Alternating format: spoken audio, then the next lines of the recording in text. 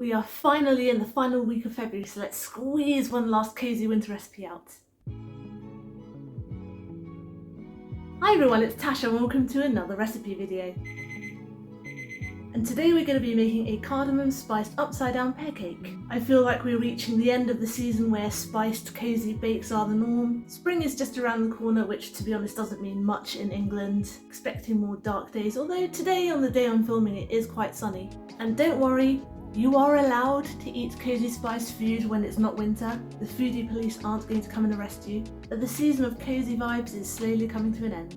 Not a minute too soon, I feel like this winter's been a long one. This is the easiest recipe ever. It's also great because it's coming to the end of pear season, so it's great for using up some overly ripe pears you might have hanging around. I say that as if everyone has overripe pears hanging around. I know people have a lot of bananas hanging around, but pears maybe not so much. Anyway, I had pears hanging around in my fridge. This is going to be quick and easy, so if you have a cozy cake craving, this is going to be perfect. So let's go to the kitchen and see how it's done. First things first, let's preheat that oven, and we're going to preheat it to 180 degrees C. Now here I have an 8-inch round cake pan, and I'm just going to grease it with a load of softened butter. You can do this with vegetable oil. I just happen to have some softened butter on my counter. And whatever you use, oil or butter, you're going to have to grease it very well. And you'll notice, for once, I haven't lined the bottom with any paper. Now she's nice and greased up, let's set her aside. Now let's make the caramelised topping. I have 50 grams of softened unsalted butter here, and I'm going to add 50 grams of light muscovado sugar. And to spice things up a bit, I'm going to add a teaspoonful of ground cardamom too. And we're simply going to mix this all together.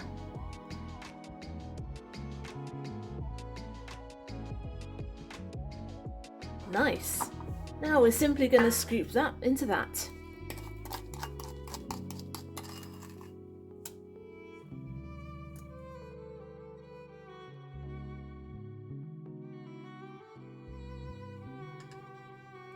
Divine, now let's deal with our pears. Now I have a bunch of very small pears here, and we're probably not going to need all of these. What I'm going to do is I'm going to peel them, halve them and then core them. Then I'm going to use the halves to line the bottom of our cake tin. So these are quite small. Let's see how many of these we need. Obviously if you have bigger ones you may need fewer.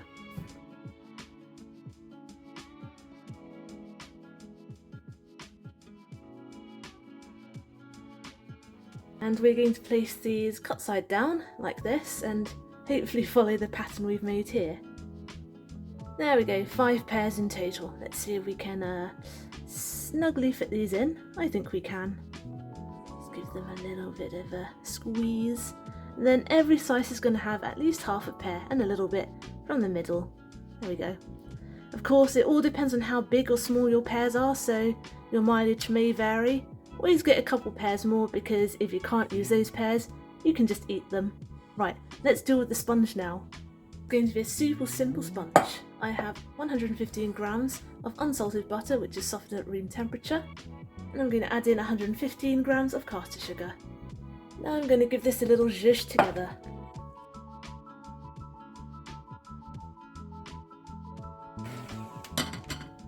Now that it's pale and fluffy, I'm going to crack in 2 eggs.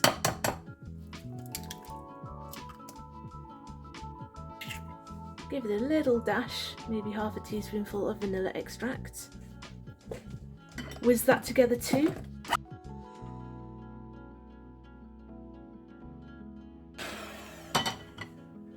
Then we're going to add in 115 grams of self-raising flour, a pinch of salt, and half a teaspoonful of ground cardamom powder and half a teaspoonful of cinnamon powder, just for a little extra spice. And let's get that all together too. Awesome, that's it. And now we're going to get this on top of that. Let's loosen it up a bit, scrape down those edges, and plop it right on. Here's some plopping ASMR. That was far less satisfying than I thought it would be. My apologies.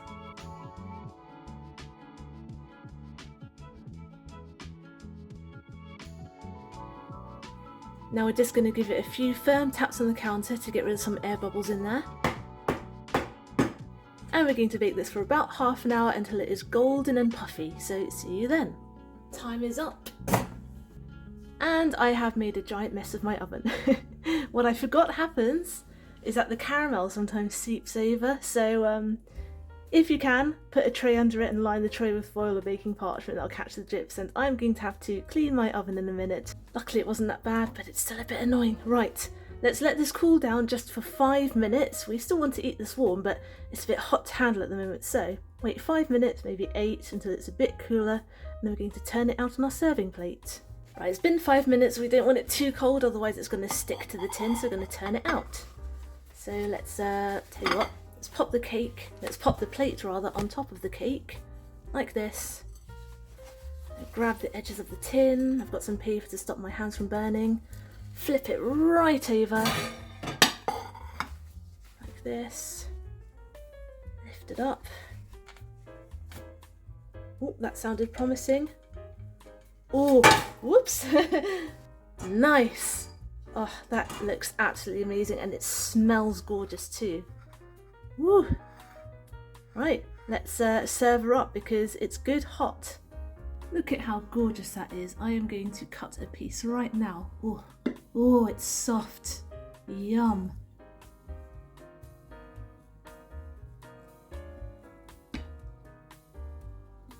Oh, it's going to be a good one. Let's scoop her up.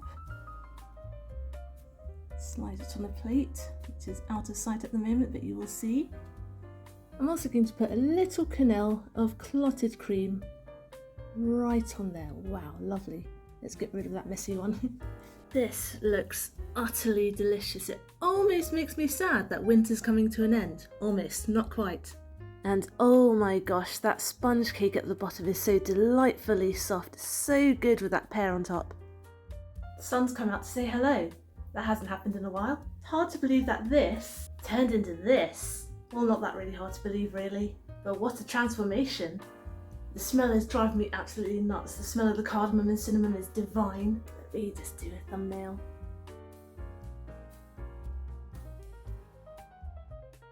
Can I throw ketchup without looking? Technically I'm looking at the camera.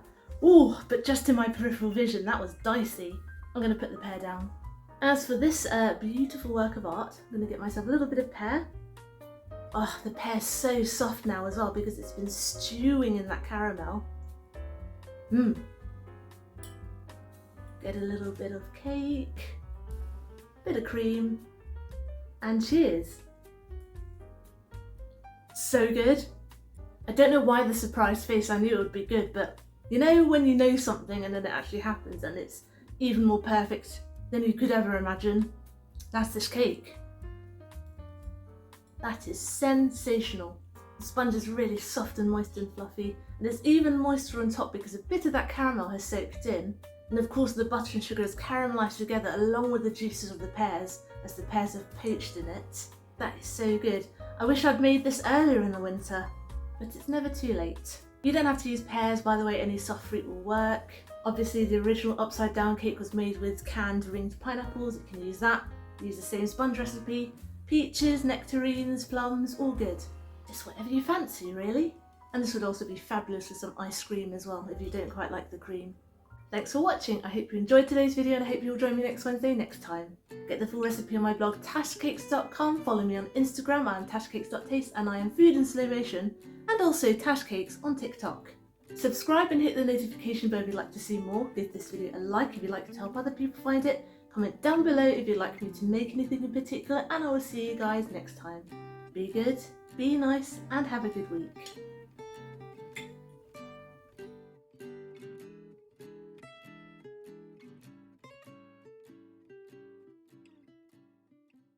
This pear, oh, that was way too high.